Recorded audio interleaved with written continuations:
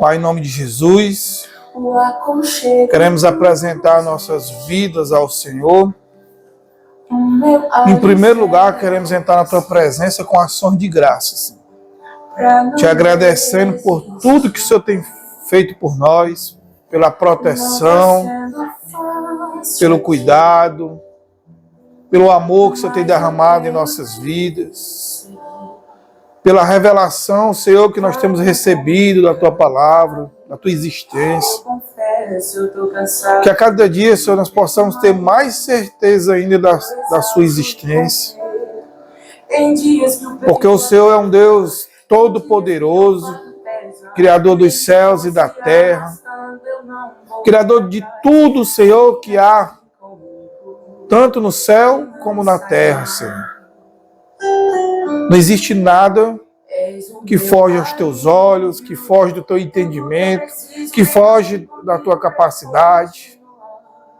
O Senhor controla todas as coisas, o Senhor sustenta todas as coisas pela força do Teu poder, Pai. O Senhor que manda o nosso oxigênio todos os dias. O Senhor que sustenta as estrelas, Pai, no firmamento. Nenhuma, Senhor, estrela dessa cai porque o Senhor sustenta. E o Senhor também tem sustentado as nossas vidas. A Tua palavra diz que o Senhor é o dono de tudo. E mesmo assim, o Senhor se importa com cada um de nós. O Senhor é o Todo-Poderoso e mesmo assim o Senhor compreende as nossas fraquezas. O Senhor consegue se importar com cada uma delas. E na Sua graça decide nos fortalecer, Senhor, decide mostrar o Teu poder em nossas vidas. E a fé, Senhor, ela nos convida a realizar coisas que estão acima da nossa capacidade humana. Porque o Senhor nos desafia a crer no Teu poder, a crer que é o Senhor que está à frente, Pai. Então, Senhor, abre os nossos olhos espirituais, que nós possamos ter o entendimento, Senhor, daquilo que o Senhor tem proposto para cada um de nós, do nosso chamado, do nosso propósito de vida aqui nessa terra, Pai. Revela, Senhor, para cada um de nós aqui o propósito, porque às vezes as pessoas pensam que estão nessa terra só mesmo para trabalhar, para comer, depois morrer e tudo se acaba, Senhor. Mas a Tua palavra diz que o Senhor tem uma eternidade para nós. Que aqueles que Te aceitam como o único Senhor e Salvador, na verdade, nunca irão morrer. Irão passar a eternidade contigo, Senhor. Porque esse corpo aqui é temporário. Então nos ajuda, Senhor, como diz o salmista, a contar os nossos dias, para que a gente viva aqui nessa terra, Senhor, de maneira sábia e objetiva. Nos ajuda, Senhor, a não perder mais tempo, a descobrir, Senhor, qual é o Teu plano, qual é o Teu propósito, e executar e viver, Senhor, o Teu propósito de maneira plena, dedicada. Porque eu sei, Senhor, que Tu tem um propósito de vida para cada um aqui, Senhor. Tira nessa noite todo o cansaço emocional, todo o cansaço físico, todo o cansaço espiritual. Renova nossas forças. Renova nossas forças, Pai. Porque nós dependemos do Senhor, Pai. Nossa força não vem de nós mesmos. Nós estudamos, nós trabalhamos, mas nós reconhecemos que o sustento da nossa vida vem do Senhor, Pai. Então, Senhor, vem com Teu perdão sobre os nossos pecados, sobre os pensamentos maus, sobre os pensamentos negativos de incredulidade que às vezes o inimigo bota em nossa mente. Mas nós queremos repreender nessa noite em nome de Jesus. Pedir que o Senhor nos lave com o sangue do Teu Filho, Senhor, nos purifique de todo o pecado, Pai. De todo o pecado, Senhor. Queremos nos santificar na Tua presença, Senhor. Quero colocar aqui também, Senhor, minha esposa diante de Ti. Muito obrigado, Senhor, por essa porta que o Senhor abriu para ela fazer essa cirurgia, Senhor. E muito obrigado por o Senhor ter preparado tudo, estar lá com ela, Senhor, ajudando na recuperação. E eu quero orar nessa noite, Senhor, pedindo que ela tenha uma recuperação em tempo recorde. Que não fique, Senhor, nenhuma sequela definitiva na vida dela. Que ela fique, Senhor, 100% saudável, Senhor. Para a glória do Teu nome, Senhor. Que em nome de Jesus, Pai, no final do ano, Senhor, a gente possa estar lá, ela possa estar lá te louvando, adorando o Senhor. Em nome de Jesus, Pai. Que amanhã, Senhor, ela receba alta. E que ela venha estar na casa dela, Senhor, com seus familiares. Em nome de Jesus, Pai. Abençoa, Senhor, a mente de cada um aqui nessa noite. Renova as ideias, renova os planos. Tira, Senhor, todo plano errado. Tira, Senhor, toda decisão errada que a gente tomou. Nos ajuda, Senhor, a gente a se perdoar. Nos ajuda a virar a página. Tira todo o sentimento de condenação em nossas vidas. Porque nós temos, quando a gente se arrepende, Pai, a gente tem o Teu perdão. Então, quem somos nós para a gente não se perdoar, Pai? Então, Senhor, que nós possamos viver um novo tempo, um novo ciclo. Colocamos também as eleições, Pai, do dia 30 diante do Senhor. Que os céus, Pai, venham mudando o pensamento, o entendimento do povo aqui no Brasil. Que esse povo possa votar corretamente, Senhor. Sabemos que não tem nenhum homem perfeito, mas nós sabemos, Pai, que existem aqueles que estão blasfemando contra a Tua palavra, que estão, Senhor, querendo quebrar os Teus princípios e levar uma nação, Senhor, a quebrar princípios da Tua palavra. Então, que esse cidadão não venha assumir o poder da nação. Tua palavra diz que é o Senhor que faz subir e o Senhor que faz descer. Mostra para ele o Teu poder, Senhor. Mostra para ele que o Senhor é Deus e que o Senhor tem autoridade sobre todas as coisas. Embora, Senhor, essas pesquisas mostrem que ele está em primeiro lugar, mas eu creio que o Senhor vai mostrar a sua glória no dia 30. E a igreja, Senhor, e até o próprio presidente vai reconhecer que foi obra de Tuas mãos o fato dele ganhar, Senhor. Porque eu creio, Senhor, que ele não ganhou no primeiro turno para que ele não viesse ficar soberbo. Para que ele não viesse atribuir, Senhor, à igreja. Ou até ele mesmo, Senhor. Mas que ele venha atribuir a Deus, o Senhor. Porque um dia, Senhor, ele prestará contas de suas atitudes, de sua administração.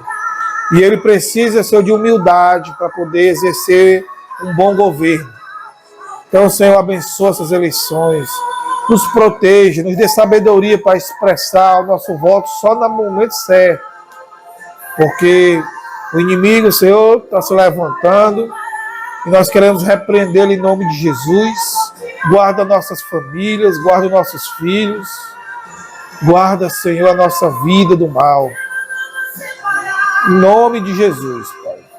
Que nós possamos nos levantar nessa noite e lançar fora todo o cansaço, toda a sequela, Senhor, desses tempos difíceis que estamos vivendo.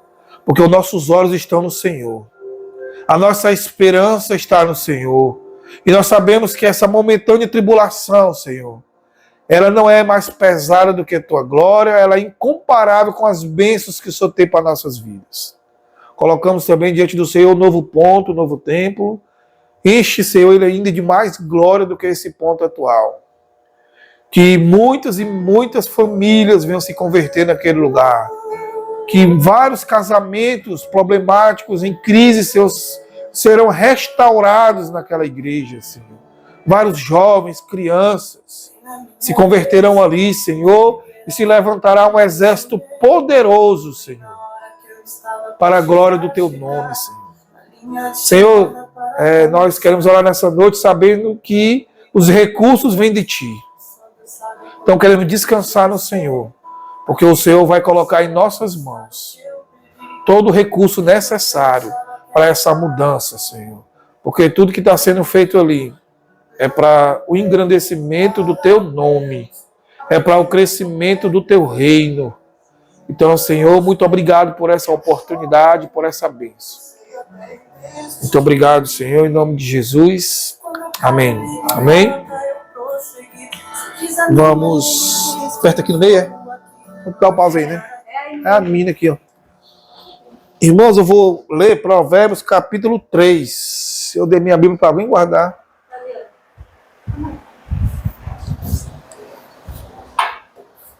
Valeu.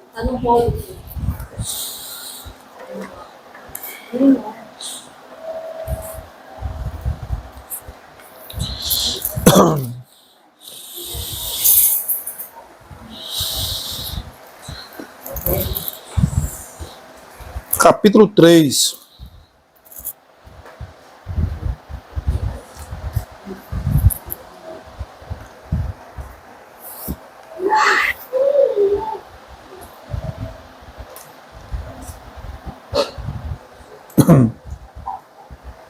Todos acharam?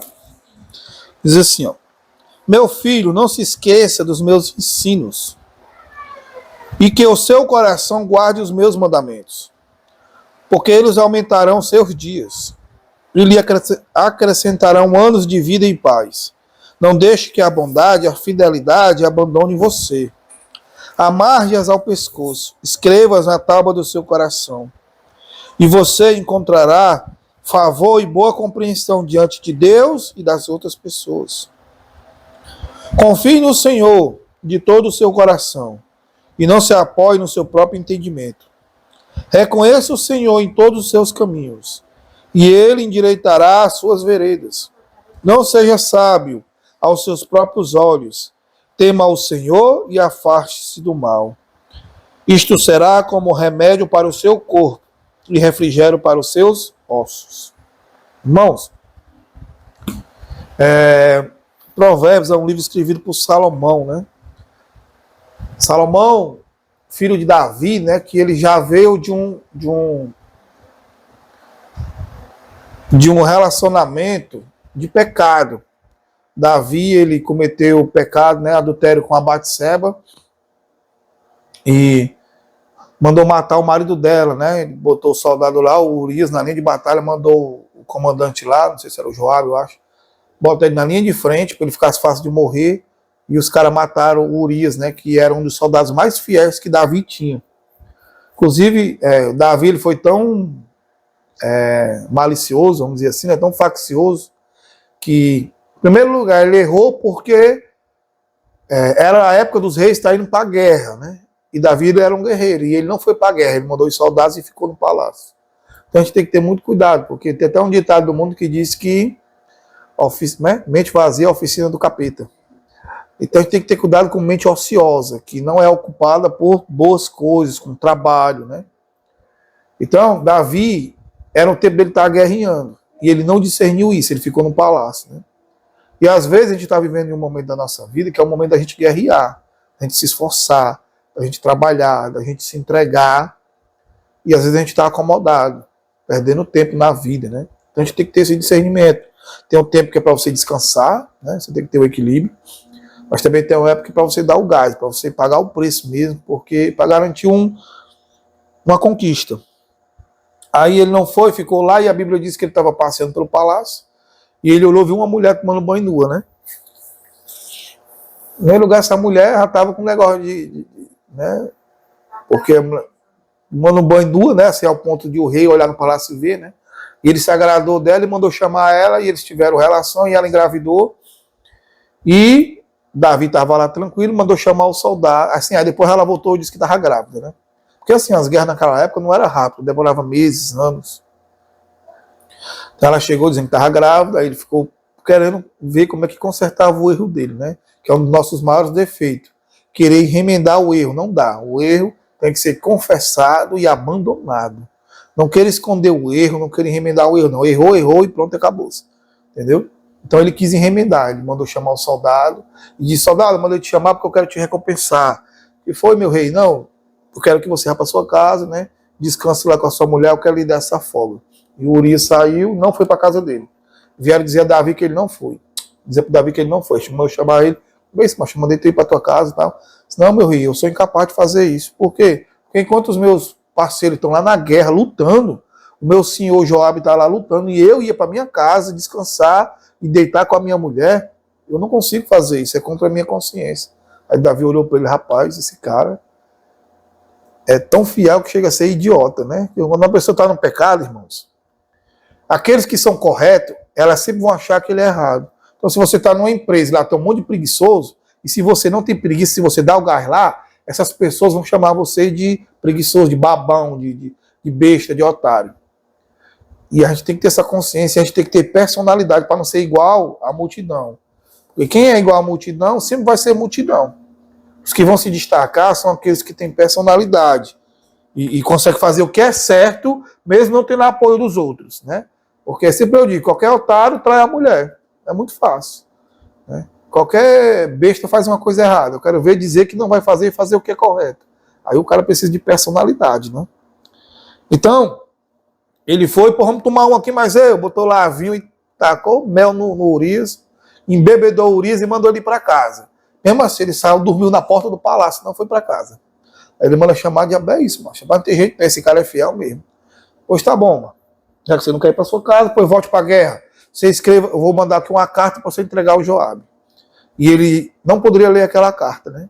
E ele mandou escrever lá na carta que o Joabe botasse ele na linha de frente para poder ele morrer, né? Aí o pobre levou a sentença de morte na mão dele, mas como ele era fiel, né? Ele não abriu a carta. Chegou lá, entregou o Joabe botou ele na linha de frente, ele morreu. Aí o Davi estava lá, tranquilo, porque tinha resolvido o problema dele, né? Só que tinha uma pessoa que ele tinha esquecido. E que vê todas as coisas, que é Deus, né? Eu posso fazer as coisas, esconder de qualquer pessoa, mas não de Deus. Então, Deus mandou o profeta Natan ir lá no palácio ter um particular com Davi. O profeta Natan entra lá e o profeta Natan, eu vi que ele contar uma história. Opa, conte. Existia um homem muito rico, muito abastado, cheio de riqueza, que tinha muitas ovelhas, muitos bois. E um dia chegou um viajante na casa desse cidadão. E ele quis honrar a visita. E decidiu lhe matar uma ovelha para servir um jantar para a visita. Mas ele não quis escolher das suas milhares de ovelhas que ele tinha e pegou a ovelha de uma pessoa que só tinha uma ovelha no seu rebanho. E que amava tanto essa ovelha que ela morava dentro de casa com ele e que dormia na cama com ele. O que o rei acha que deveria ser a sentença, né? E como o rei também naquela época era incumbido de julgar as causas do povo, Davi disse, tão certo como vive o Senhor. Essa pessoa que fez essa atrocidade tem que morrer. Entendeu? Aí o Natan, muito bem, Davi, eu estou falando de você mesmo. Assim diz o Senhor. Por acaso você não tem várias mulheres? Eu não te dei várias mulheres? E se você tivesse precisando de mais, você não teria me pedido, eu não teria te dado mais? Naquela época, né, tinha uma certa... não era liberado, mas era liberado. Tem várias mulheres, né? O rei tinha várias mulheres. Então, se você tivesse me pedido, eu não tinha te dado mais, né? Aí você vai lá e fica com a mulher do rapaz e tal, né? Então, assim, eu não vou te matar. Aí botou 2 sentenças para ele. Uma era cair na mão dos inimigos e outra era o castigo de Deus, né? Ele disse, não, que Deus me livre de cair na mão do homem, né? Porque o homem não tem misericórdia. Eu quero cair na mão de Deus, porque Deus é rico em misericórdia. Aí Deus deu uma sentença lá para ele, né? Que da casa dele a espada nunca ia se apartar e várias situações, né? Então, Davi, depois desse pecado, sofreu muito. Se você ler a história de Davi, irmãos, é triste, porque ele era, naquela época, o cara mais poderoso, mais famoso da terra. Mas os seus filhos, tudo bagunçado. Né? Você vê que... Agora me esqueci o nome dos filhos. Mas o filho, homem dele, teve um incesto com a sua filha. Né? Ele pegou a filha dele à força, a irmã dele à força, e teve relação com ela. O outro irmão que ficou sabendo, ficou revoltado, foi lá e matou o irmão. Olha só a tragédia, né?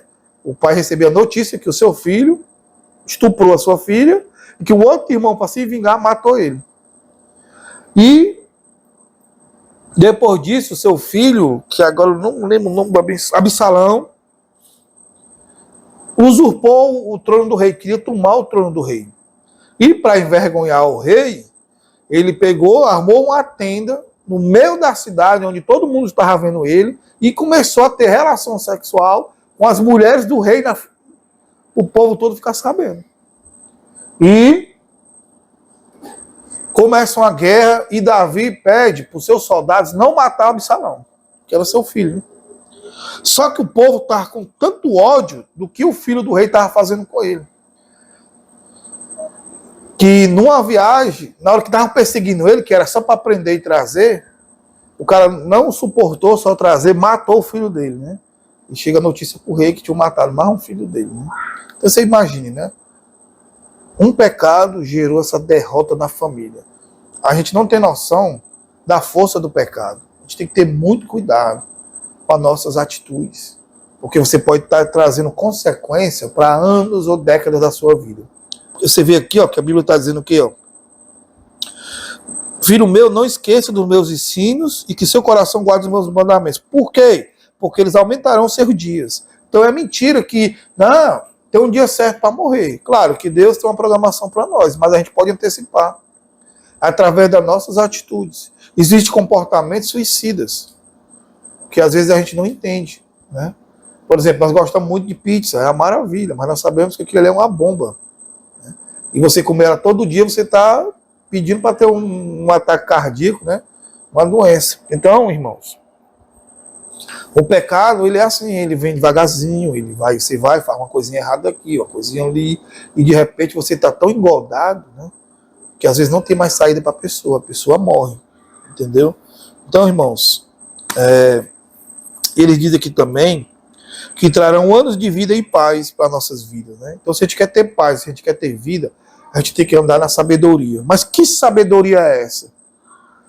A sabedoria, o versículo mais importante do livro todo de Provérbios, ele está no capítulo 1 e o versículo 7, que diz assim: o temor do Senhor é o princípio do saber, mas os insensatos desprezam a sabedoria e o ensino. Então a parte A do versículo é o versículo mais importante e o segredo do livro de Provérbios, que o temor do Senhor é o princípio da sabedoria. Então, se eu quero ser sábio, eu preciso ter o temor do Senhor. Porque, irmãos, se a gente não tiver o temor do Senhor, eu não vou mentir para você, não. Você vai construir algumas coisas. Você vai conquistar algumas coisas. Mas por falta do temor do Senhor, você vai dar liberdade para o diabo chegar e destruir, e lhe roubar. Por exemplo, a Bíblia diz que aquele que comete adultério, ele está entregando seus bens para outro. Então, geralmente, quem anda em adultério empobrece. Vive uma vida miserável, não prospera. Entendeu? Então, o temor do Senhor é o segredo. A gente tem que andar em temor a Deus. Não estou falando que você não vai errar. Nós erramos. Só que Deus conhece o nosso coração. Uma coisa é tipo, Mateus, cara, me arruma aí. Eu estou num momento de desespero, me arruma aí R$200, cara. Quando for tal dia eu te pago. Aí ele me empresta. Quando chega tal dia eu não tenho. Eu digo, macho, eu não arrumei. Aconteceu com uns imprevistos. E Deus sabe do meu coração. Claro que ele pode ficar chateado como ser humano, né? Mas Deus sabe se eu pedir, né, com a vontade de enganar ele ou não. Porque já tem gente que não, vou pegar, vou dar um coice nesse otário. Entendeu? Tem gente que é assim. Então tem gente que está perto de você, mas é malicioso. Está planejando um mal. São pessoas que o diabo coloca veneno no coração, envenena a pessoa e a pessoa se torna uma pessoa perversa de pensamentos. Uma pessoa perversa de sentimentos. Ela tem inveja, ela tem raiva, ela quer aquilo que é dos outros, né? Às vezes a pessoa tem um futuro, às vezes não. Deus tem um projeto para cada pessoa. Mas enquanto eu tiver inveja do que é dos outros, eu nunca vou enxergar aquilo que Deus tem para mim. É igual ao casamento, né? Se eu não enxergar a mulher que eu tenho, aliás, se eu sempre estiver olhando para a mulher dos outros, eu não vou conseguir enxergar a maravilha que a minha mulher é para mim. E eu sempre vou estar fazendo comparação. Essa mulher aqui tem falando assim, manda bem vulgar, né? Tem um peito maior do que o da minha mulher, tem umas pernas mais bonitas que a minha mulher, essa mulher que é mais inteligente que a minha, essa mulher tem mais dinheiro que a minha. Sempre vai ter essa coisa diabólica. Né? Diabólica, porque Deus não une pessoas, Deus une propósitos. Então Deus, tem até um ditado que diz que quando Deus quer abençoar um homem, quando Deus quer abençoar um homem, ele bota uma mulher na vida dele. E quando o diabo quer derrubar um homem, ele bota uma mulher na vida dele. Entendeu? Então, no relacionamento, são as ferramentas mais usadas por Deus e pelo diabo para nos destruir. Então, uma escolha errada no relacionamento, você está arrebentado na vida. Como também uma escolha certa, direcionada por Deus, né, faz toda a diferença na sua vida. Entendeu? Porque quem vê, tem um ditado que diz que quem vê cara não vê. Então tem gente que é maravilhosa, educada. Olha, eu posso dar um bom dia, né? Bom dia, Nívia. É educado, né, não? E eu posso olhar assim, eu ver aqui o pensamento, né? Rapaz, essa menina é tão bonita, rapaz. Olha os olhos dela como é verde. Rapaz, esse bicho merece ela, não. Aí eu chego, bom dia, Nívia. É o mesmo bom dia, né? Mas dentro do meu coração tem a malícia. Tá entendendo? Que às vezes eu posso enganar os outros. Mas Deus conhece o meu coração. E o pior de tudo é que ele sempre vai, o melhor de tudo, Deus sempre vai usar pessoas para me confrontar. Às vezes numa pequena reunião como essa, no grupo de oração, como no culto, nossos pais nos corrigem, nossos líderes, e às vezes a pessoa endurece o coração e fica obstinada e não obedece. Aí ela vai se arrebentar na vida, porque isso abre porta para demônios destruir a nossa vida, destruir os nossos sentimentos. A pessoa se torna alguém amargurado, que tem complexo de rejeição, entendeu? Que precisa, um homem elogiar ela, assoviar para ela poder se sentir importante. Então a gente tem que ter muito cuidado, porque o inimigo ele quer destruir as nossas vidas. Entende? E Deus, parece que Deus, se ele não se importa com isso, parece que ele não tem sucesso para nossas vidas, parece que ele não tem um bom plano para nossas vidas, parece que Deus não pode dar um namorado para a pessoa, não pode dar um emprego para a pessoa, não pode. Tá entendendo? Pode. E o nosso coração ele é muito enganoso. Um dia desse, macho, eu acho que deve estar com uns meses. Eu ia passando em frente a uma igreja do Barroso, eu olhei, meu irmão, que igreja bonita, minha próxima igreja é igual a essa. Já pensou no meu pensamento? Já pensou se esse pastor que entregasse esse ponto, ou então quisesse vender esse ponto, eu compraria. Eu cheguei lá na frente, epa, esse pensamento aqui é do capeta. Senhor, me perdoa. Deus me livre, eu quero que esse pastor cresça, e se ele tiver que sair daqui, ele vá para um ponto maior. Mas Deus me livre, Senhor, me perdoa. O diabo, ele bota pensamentos em nós, né? Como eu não sabia se... Claro que o diabo que me soprou aqui no meu ouvido, mas eu vou logo pedir perdão. Entendeu? Pedir perdão. Então a gente tem que ter muito cuidado mesmo. Por quê? Porque quando olha, uma vez eu sentei numa mesa, porque eu tenho que ser bem ético, né? Um casal tinha um projeto, e eu fazia parte desse projeto. Nós estávamos em um pontozinho feio pra caramba, e eles desejaram um ponto maior. E eu, como eu era responsável pelas finanças desse projeto, eles me chamaram para esse ponto. A gente foi lá comer uma pizza nesse ponto. Chegamos lá, sentamos. Aí ele, irmão, como esse ponto é bonito? Eu, realmente, muito bonito e tal.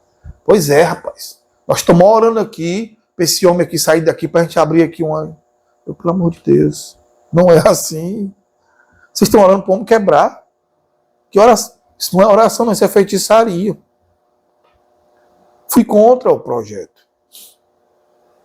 Aí foi aconteceu lá umas divergências, porque eu não fui só contra isso, mas contra outras coisas, e eu acabei saindo.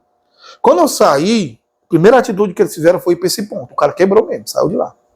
Quebrou. Aí também a pessoa pensa, é de Deus, tá vendo aí, ó? Entendeu? Porque a oração contrária, a Bíblia chama de feitiçaria. Não, eu tô orando para aquela menina deixar o namorado dela e Deus vai dar para mim. É feitiçaria. Isso é motivado por demônios. Eles foram para esse ponto. Quando eu saí desse lugar, a entrada era R$10.000. Eu peguei essa tesouraria, entrava R$1.800. E Deus foi abençoando, eu entreguei com R$10.000. O aluguel do ponto era R$3.000, quer dizer, 30% do bruto. Uma decisão muito equilibrada.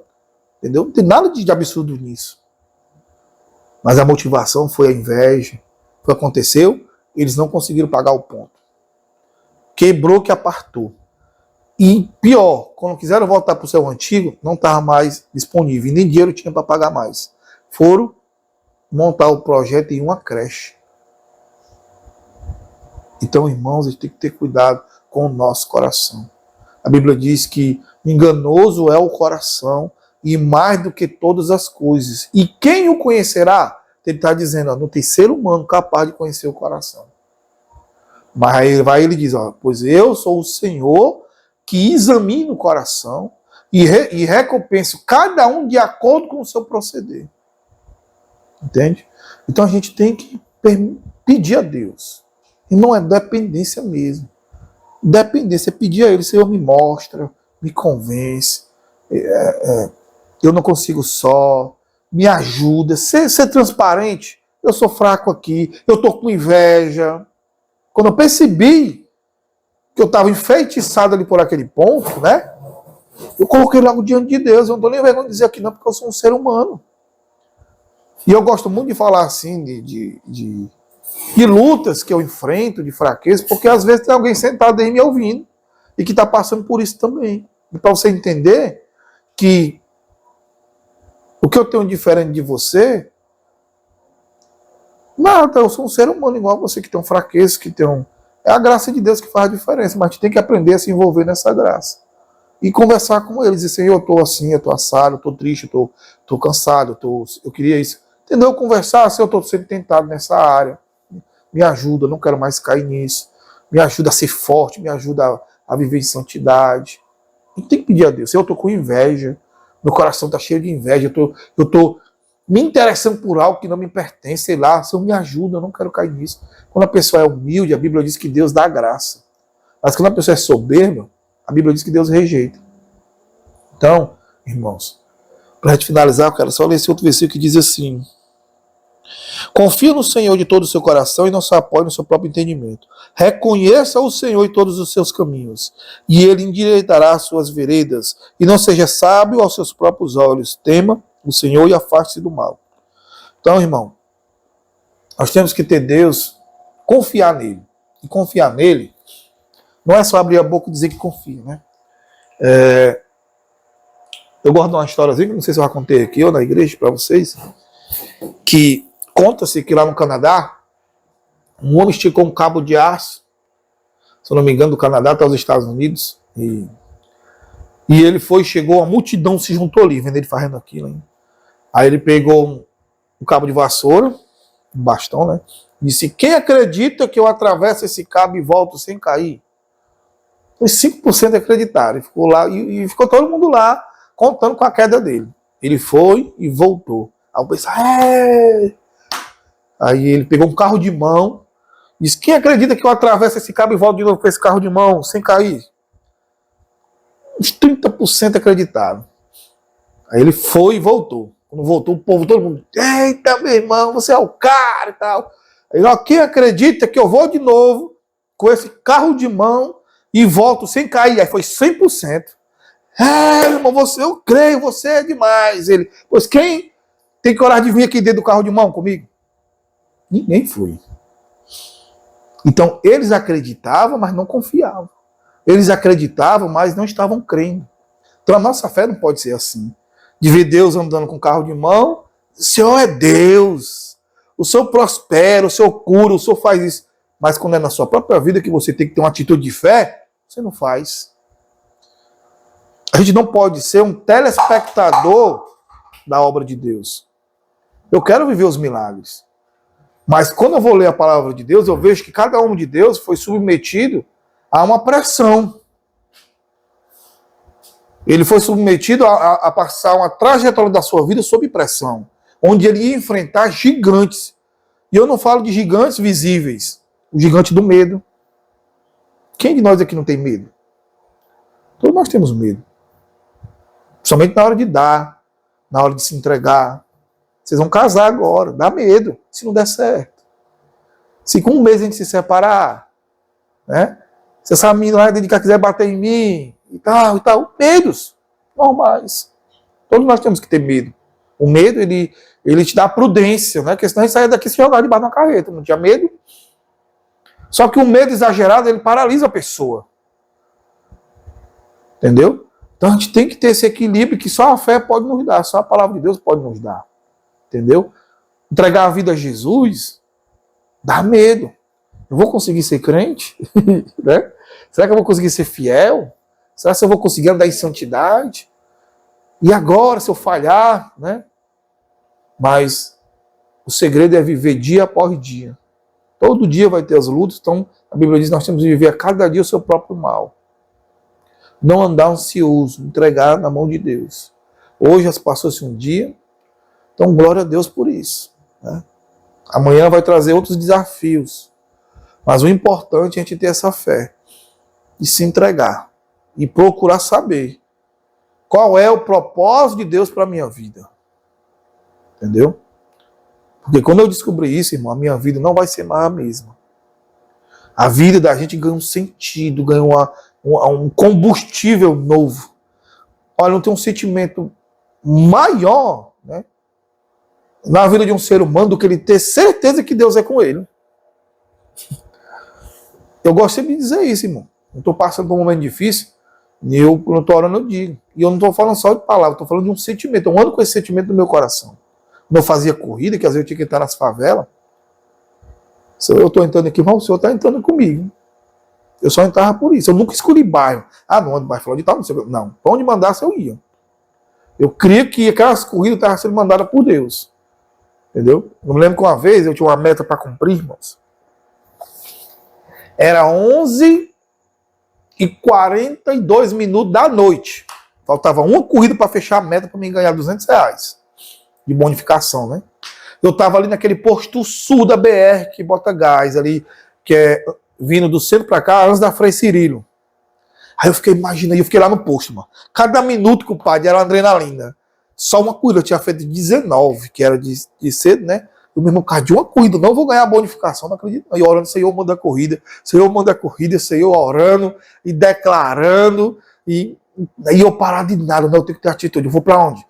Passei, eu vou direto, eu pego voltando, o que eu faço e tal? Não, para ali é pouca gente. Meu irmão, eu vou subir o viaduto e vou fazer o retorno, eu vou pegar a BR em direção ao centro.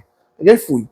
Subi, fui andando, irmão, e o celular aqui, nada. Aí 11h50, aí passando de frente o Tancredo, para se chamar dele do Tancredo e do Tarso. Vale, meu Deus do céu, tava tendo uma guerra nessa época entre o Tancredo e o Tarso. Mas eu entro, se chamar, eu entro. 200 é 200. Aí nada, não chamou. Aí fui passando pelo macro ali, e nada, pela Aerolândia, nada. Aí 11h57.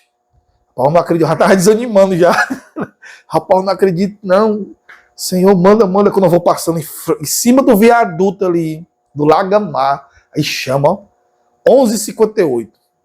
Porque no aplicativo lá não conta na hora que você pega o passageiro, conta na hora que tu recebe. Faltando 2 minutos, dentro do Lagamar, da favela do Lagamar. Macho, disse, não, meu irmão, não vou perder não. Buf, aceitei a corrida. Aqui eu tô entrando, Deus tá entrando comigo. Quando eu vou entrar, os caras, e com os vidros baixos, eu pronto, diga aí, meu filho. Tá indo pra onde, mano? Não, mas tô indo pegar uma passageira aí. Qual é o nome dela? Aí eu falei, tá ali, parceiro, ela ali, ó, pode ir lá buscar. Os caras tudo armados. Entrei, peguei, fiz a minha corrida e ganhei meu dinheiro.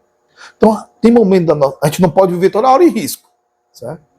Mas vai ter momento que você vai ter que se arriscar. Pode dar errado? Pode. Mas se você não tiver essa coragem de alguns momentos aceitar um desafio de Deus que está acima da tua capacidade, a gente nunca vai conseguir viver uma fé plena. Você sempre aquela coisa normal. Entendeu? Então a gente tem que aprender a semear. Não estou falando aqui de dinheiro, estou falando de atitudes. Às vezes é dinheiro, mas às vezes não só isso. Atitude. Atitude. Não? E são essas atitudes que fazem a diferença. Tem pessoas que ficam só nos bastidores. Ah, tu está quebrando a cara. Ah, de novo, quebrou a cara. Olha, olha 3 vezes já e não desiste. Olha, 4 vezes. Rapaz, e ele só lá sentado e mangando, zombando. Tem as pessoas que são assim. São a plateia. 6 vezes de novo, vai. Aí não é fé. Eu não vi mais o fulano, cadê? Não, tá rico. Não, se empregou. Como foi? Não, mas foi tentando. e a pessoa está lá, mesmo vidinha, mangando de um, mangando de outro. Então, irmãos, olha, eu vi até uma frase hoje do presidente, né, que me chamou a atenção, né, que ele fala assim, pedindo a Deus que lhe dê resistência, né, ou força para poder suportar os contra-ataques, né, as palavras, as coisas contrárias, pedindo fé para não desistir e pedindo coragem para decidir. Irmão, decidir não é fácil. Não é fácil. Decidir sobre tomar um copo de leite ou não, né? Quando a gente é filho, né? Chega, o que é que eu como aqui hoje? Comer pão ou bolacha, tomar café ou leite. Estou falando de decisões que podem botar tudo a perder. Né? Essa minha decisão agora de mudar de ponto, eu posso estar quebrando o ministério. E dar tudo errado, eu não conseguir pagar, né? Eu vou estar envergonhado. E talvez o outro ponto vai estar alugado, vai para a minha área. Nós lá no culto, lá quando é fé, chuva, e nós lá, aleluia. Pode, há uma possibilidade. Então o que é que está me motivando aí? A minha fé. Aí às vezes, todas as vezes que eu tomei uma decisão no meu ministério assim, né? O pessoal que está perto de mim fica assombrado, né? Aí depois, quando dá certo, aí o pessoal, né, louva a Deus e tal. Mas é assim, irmão, o líder é assim. Então, você tem que liderar a sua vida. Hoje a sua vida é liderada por quem? Pelo medo, pela ansiedade, pelos desejos, né? Pelas vontades. A vontade passa. Mas a consequência da vontade atendida, ela não passa. Então, olhe bem quais são as vontades. Porque a vontade não é pecado. Hoje eu estou com vontade de dar um beijo na Xuxa. Não é pecado. Mas eu desejar já aquilo, aí é pecado. Ou ir lá tentar, né? Então tem que saber discernir, ó. O que é vontade e o que é desejo, né? Você vai andando aqui, você vê uma mulher, mulher bonita e tal, né? Você, opa, vontade, admiração. Mas é igual o meu pastor dizia, né? A primeira olhada nunca é pecado. Porque você vai andando aqui, né? É normal que você se encontre com uma pessoa, né? Com uma mulher ou então com um homem, e você... Aí o pastor está dizendo, mas você não pode aproveitar a carona da primeira olhada. É até ele brincar. A mulher veio, você aproveita. Na primeira olhada não é pecado, é você... Né? Aí já se tornou pecado, né? Então, irmãos, as nossas vitórias e derrotas estão em um local chamado coração. Porque quando a Bíblia fala de coração, está falando da mente. Então, aquilo que você pensa de você é o que você vai ser. E geralmente as suas amizades, elas são resultado dos pensamentos que você tem de si próprio. Entendeu? Si próprio. Até tem um ditado que diz que você tem que olhar as suas cinco amizades mais íntimas. Examine elas, porque daqui a 5 anos você vai estar naquele nível. Então, um dia desse eu estava olhando, né? Eu estava analisando, né? Aí, o tempo desse eu estava analisando, eu olhei assim, rapaz, os pastores que eu conheço é tudo quebrado. Os empresários que eu conheço está tudo quebrado. Rapaz, vou ser quebrado daqui a 5 anos. Eu tenho que procurar novas amizades. E lá eu vou ser reciclado e posso ajudar meus amigos, se eles quiserem, né? Então eu fiquei preocupado comigo mesmo, né? Eu fiz um diagnóstico. Então eu fui procurar ali amizades de pessoas que estão num nível maior do que o meu. Né? E assim eu fiz. Então é isso que você tem que fazer. Se você anda com vencedor, admira vencedor, você vai ser um vencedor. Mas se você anda com perdedor, ou seja, se você, nem minha avó dizia, quem anda com porco, uma hora vai comer lavagem. Você começa a andar com porco, como é que tu come isso, mano? Coisa imunda, comida razida, mau cheiro, né? Com um dia tu já tá, a bicha tá até cheirosa hoje, mas não tem quase começar merda aí não, mano. Também tu tem coragem não, mano. No outro dia, já dá uma água na boca, vai comer, isso é lavagem. Não quero. Defeito tá brigando com um porco lá, para lavar. Hoje é eu, né? Agora é minha. Tá lá brigando e acaba a amizade. A gente tem que ter cuidado com quem a gente está andando, né? Então, era mais ou menos isso, né? Que eu queria passar para os irmãos. Então, não ande com porco, ande com águia, que você vai aprender. Uma hora você aprende a voar, né? Já aprendendo, quebra as ventas uma hora, falha aqui, falha ali, mas tem hora o defeito tá voando igual a águia, tá bom? E geralmente, quando a gente chega na igreja, Deus faz isso, né? Ele começa um novo ciclo, né? De amizade, de pessoas com pensamento diferente, né? É muito importante a pessoa fazer amizade na igreja. Você vê um Antônio, ele está na igreja, e todo mundo lá conhece ele. Mas não foi por outra coisa. Se ele tivesse indo só para o culto, ele não estava conhecido assim. Foi porque ele participou de muitas convivências com a gente, né? De trabalho, a gente passar lá um dia, 2 trabalhando na igreja. E isso foi, né? Foi criando isso aí, né? Então a gente precisa romper, fazer novas amizades, né? A gente faz muita convivência na igreja, né? Porque a gente está nesse transicionamento agora. E a gente não fez ainda, mas a gente faz para poder ter né, essa junção, né? Das pessoas conhecer pessoas novas da igreja e poder crescer, né? E você ter que decidir pelo que você quer ser reconhecido, né? Por exemplo, se eu decido vender café e eu faço um bom café, vou ser reconhecido como um vendedor de café. Se eu vendo ovo, né? O vendedor de ovos, o oveiro. Então, às vezes a pessoa, o mundo ele ensina o quê? Que a mulher ela é um objeto de desejo. Parece que a mulher ela não pode ser atraída porque ela é inteligente, ela é amável, né? Ela é compreensiva, ela é bonita, porque ser bonito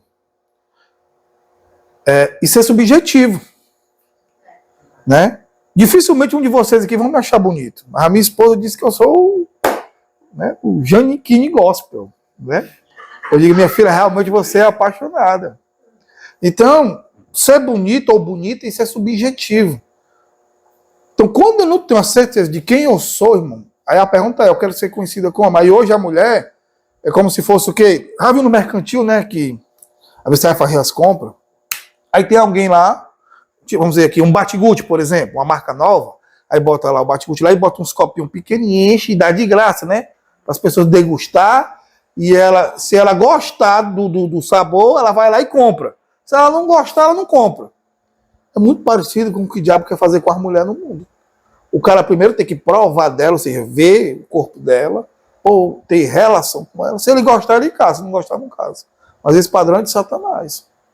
Porque o casamento, né? Eu sei que eu estou falando isso aqui em tom de acusação, né? Eu estou falando isso aqui em termos de ensinamento mesmo. Porque teve gente que conheceu a verdade, já tinha se embananado, que é o meu caso, né? Eu não conhecia Deus. Mas temos jovens aqui que ainda não têm, que estão tendo a oportunidade de ser ministrados e que não têm relacionamento. Não é indireta, é direta, né? É um ensinamento. Então a mulher ou o homem, né? Por exemplo, tinha um casal ali, eles são do mundo. Os caras são bonitos, os dois. Ela é muito bonita, ele também bonito, malhado, eu barrigudo, passava perto de mim. Eu malhava lá na academia, via ele, né? Lá. E por coincidência, eu via, né, a convivência deles dois. Então, um casal bonito, tinha um filho. E que eles andando juntos, eu ficava observando, eles não falavam com o outro. E dentro de casa era uma guerra, quando começava uma gritaiada, uma briga medonha, não sei o quê. Mas na academia, o cara chegava na academia lá, educado com todo mundo, a partir do mundo, chapa, e aí tal, parceiro, e tal, alegria. E com a mulher dentro de casa, uma guerra. Aí quando eles iam pra academia, que eu tava lá malhando também, né, embora não pareça, eu tava lá, que às vezes eu vou, um dia sim e 8 não, eles não se falavam na academia, passavam pelo outro com 2 estranhos. Rapaz, que relacionamento doido.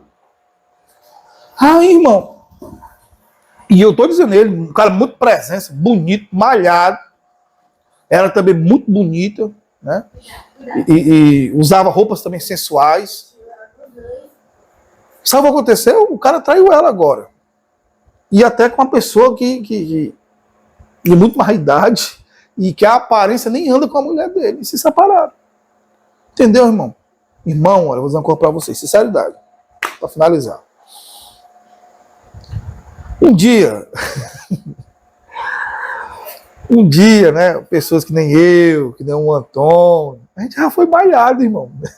A gente já se olhou assim no espelho, rapaz. Me dava a impressão que a gente nunca ia comprar uma bolsa. Entendeu? E hoje, assim, né? Eu era mais magro do que ele. A Bárbara aqui me bota no bolso.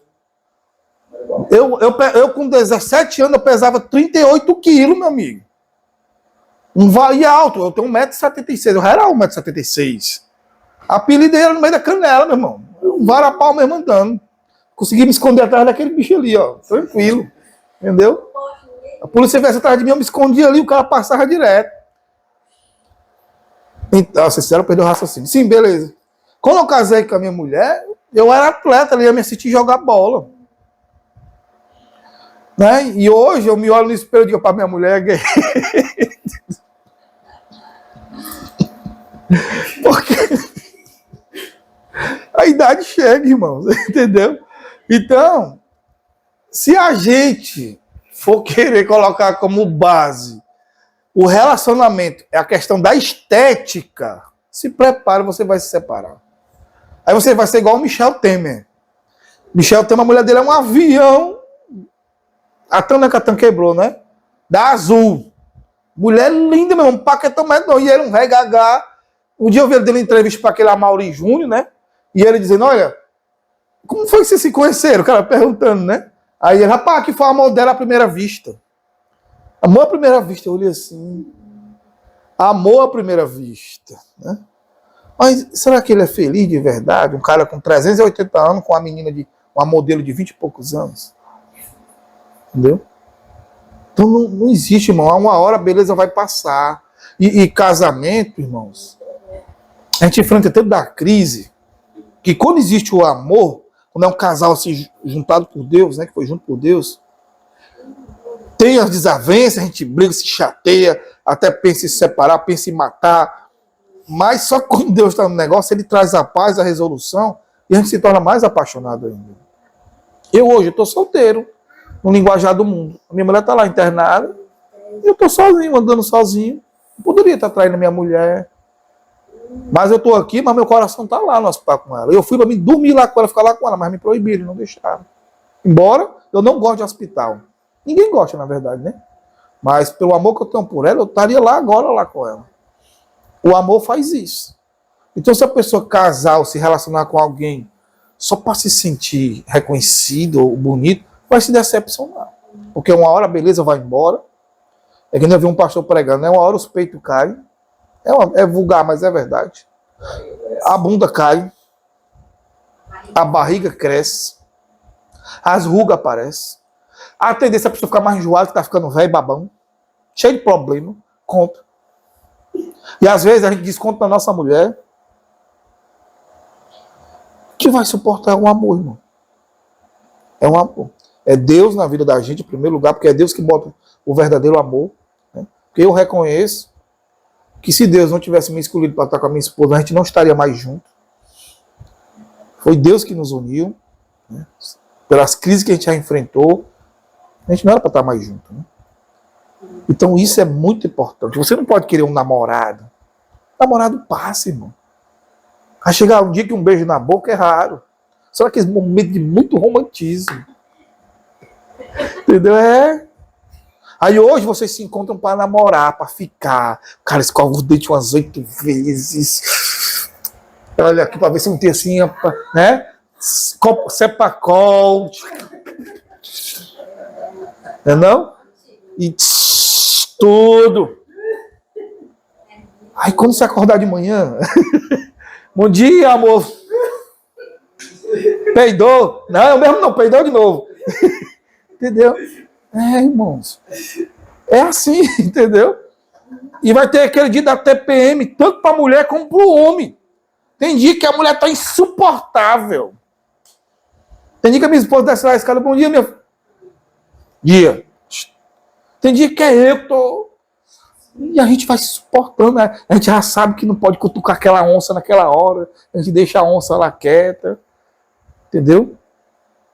E a gente vai aprendendo a lidar. Mas se não tiver Deus e se não tiver o amor, foi só por aparência.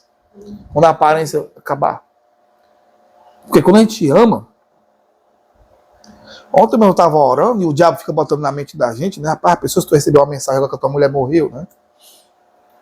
Né? Aí eu pego, tá repreendido, Satanás, em nome de Jesus. Eu ainda vou ela vai voltar, a gente vai continuar fazendo a obra, e a gente bengala fazendo a obra, os cabelos bem branquinhos, careca fazendo a obra.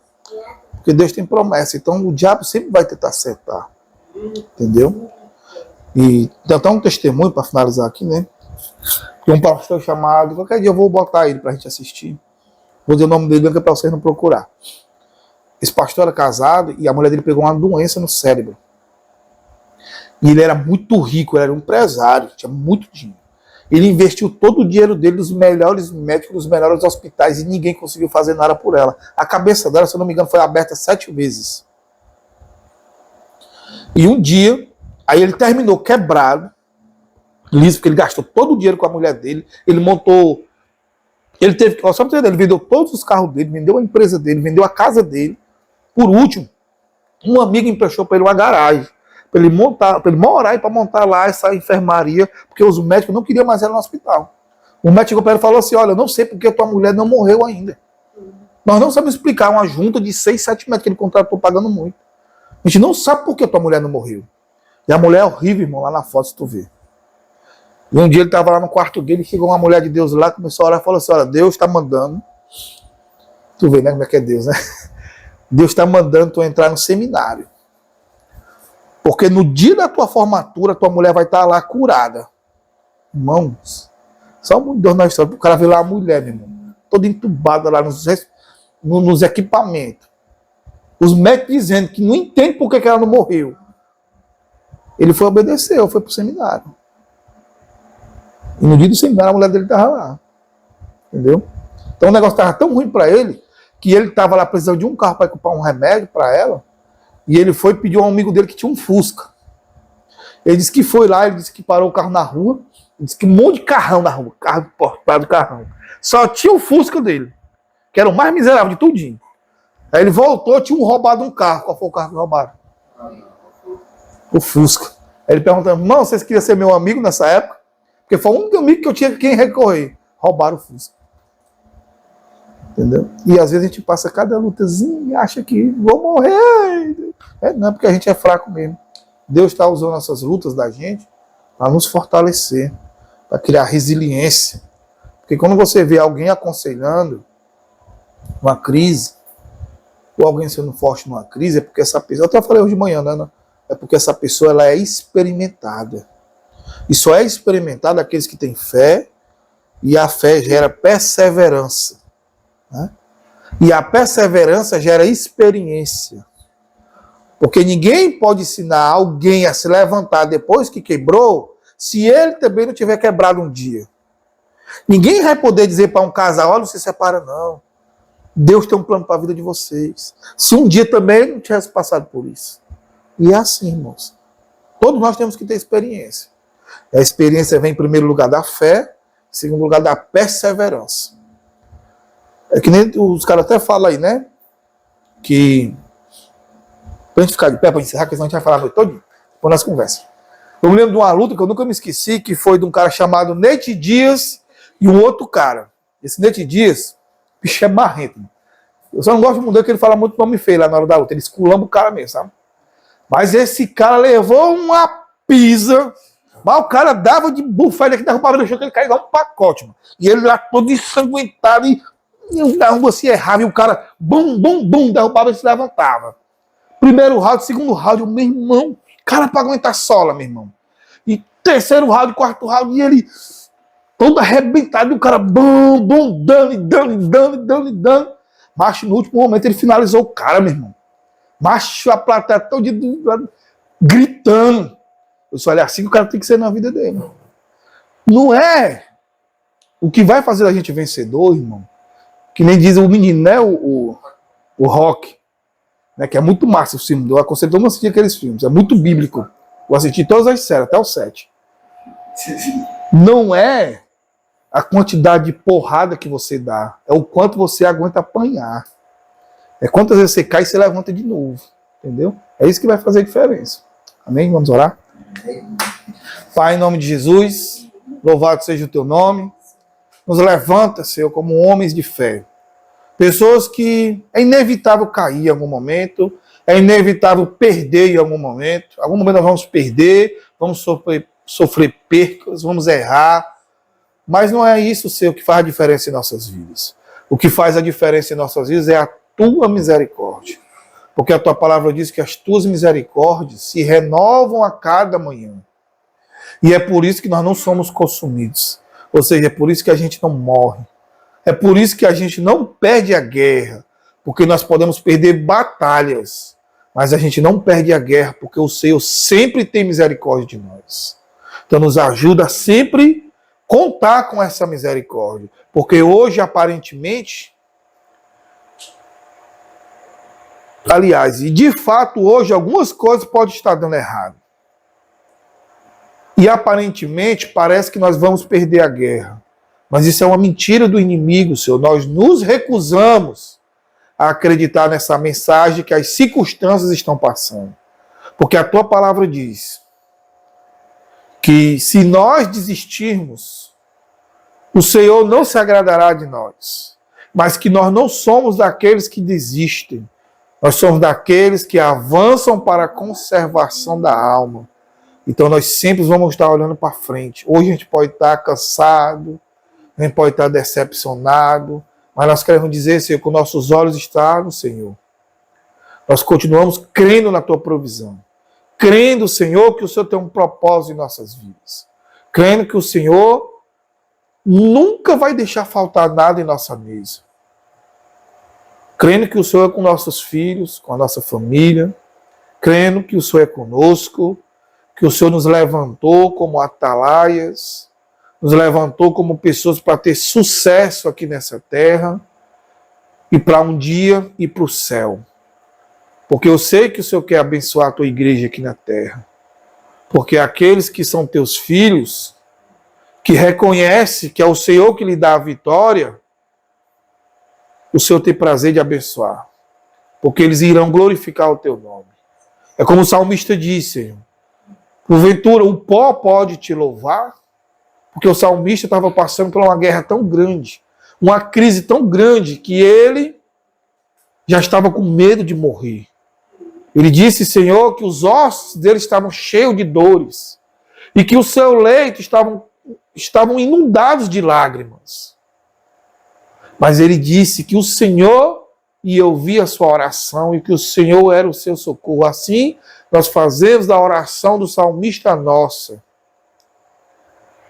O nosso socorro vem do Senhor e o nosso socorro é o Senhor. Continua na frente, porque nós somos escolhidos para te glorificar, para te adorar, para te exaltar, não só no momento das vitórias, mas também, e talvez até ainda mais, nos momentos da derrota, porque é nesses momentos que os verdadeiros adoradores se manifestam.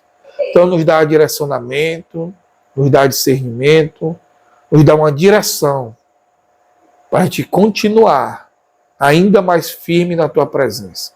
Muito obrigado por esse momento. Continua a revelar essa mensagem, a tua palavra em nossos corações, porque nós queremos ser sábios segundo a tua palavra, porque ela diz que o temor do Senhor é o princípio da sabedoria. Então, Senhor, muito obrigado. Em nome de Jesus. Amém. Amém, irmãos.